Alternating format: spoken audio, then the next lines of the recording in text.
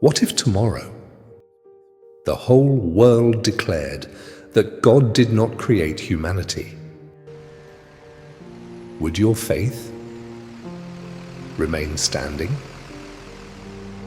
Or would you discover that you never truly knew why you believed what you believed?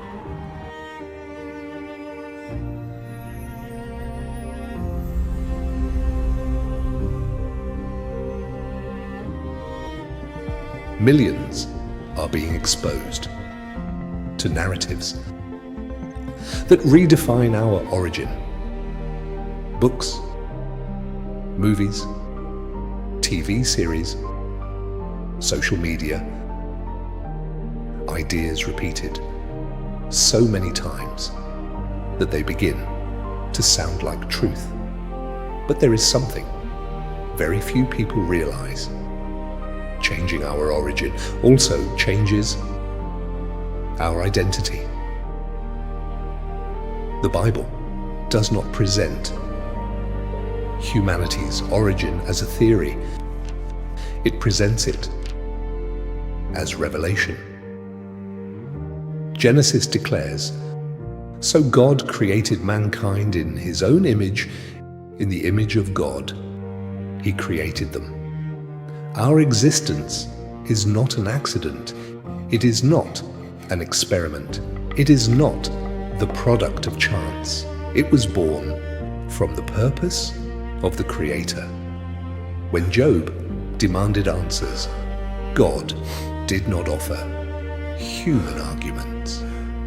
He asked one question: where were you, or when I laid the foundations of the earth? Tell me if you have understanding. No created being could ever claim that place. Creation points to the Creator. Because if God is not the Creator, everything changes. If we are merely the result of more advanced intelligences, who defines the value of human life? Who determines what is good and what is evil? Who explains the human conscience? Who answers for the existence of sin?